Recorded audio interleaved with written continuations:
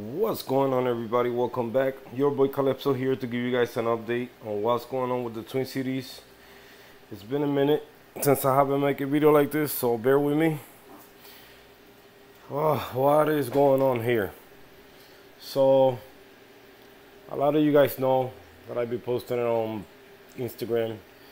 I went through the COVID-19 situation and still, family going through it. But we all good, so thanks to the Lord, we all good, and we in the safe zone, I could say for now. But things are good. Things are getting better by the day.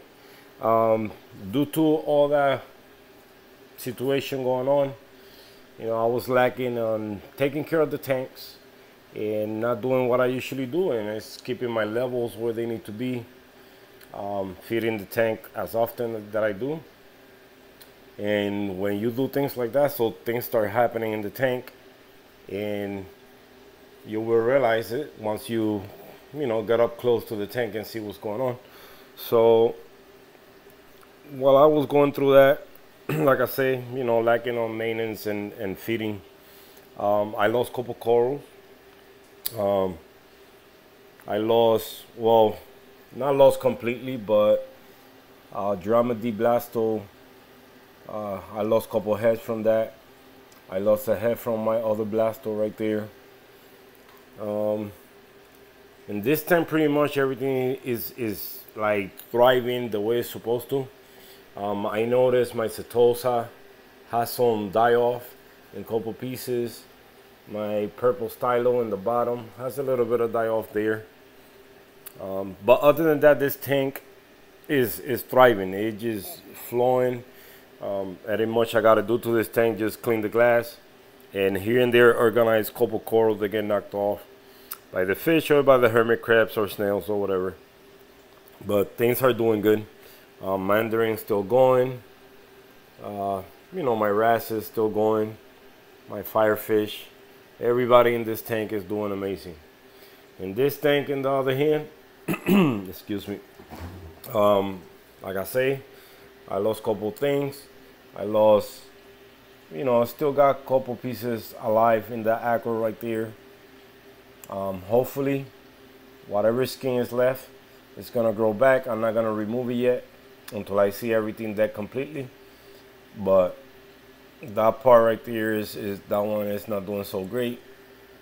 Some of the acros lost their color a little bit. Nothing crazy, but because they wasn't fully colorful when I started going through all the situation, but they got a little bit lighter. So that's what I noticed. I did lose or almost lost some chalices, I think there was, that I had right here in the sand bed, and I got them right now in the frac tank with a little bit of pieces alive still. So we hopefully those little tiny pieces gonna end up growing back, and become a full colony again, or a full nice frags. Now that I'm getting back to the tanks and do what I gotta do to them.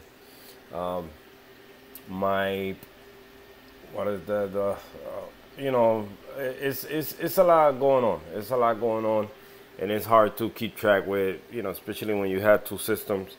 It's a little bit hard to keep up with both of them. So like I say, my plans to get this tank back in shape the way I want them to be is, a couple water changes weekly or bi-weekly. Do 5-gallon water change. I'm gonna be using Red Sea salt, the blue bucket, and go from there and see, if I see any changes. Start feeding the tank how I usually do. So maybe my nutrients are really low right now, and get those nutrients back up. My nitrates back on my phosphates in check, because I haven't checked the phosphates.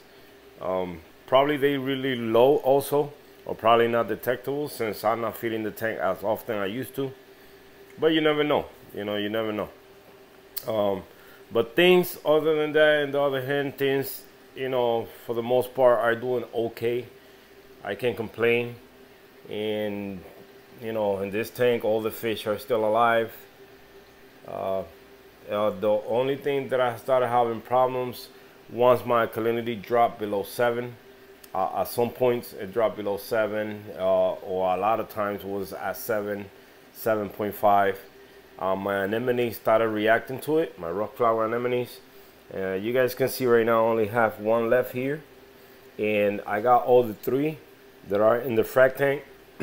And it's one, I think it's 2 more. Yeah, it's 2 more that I haven't seen them. I saw one in the back over there at one point, but then it disappeared. So it's 2 anemones missing right now. Probably they under the sand bed.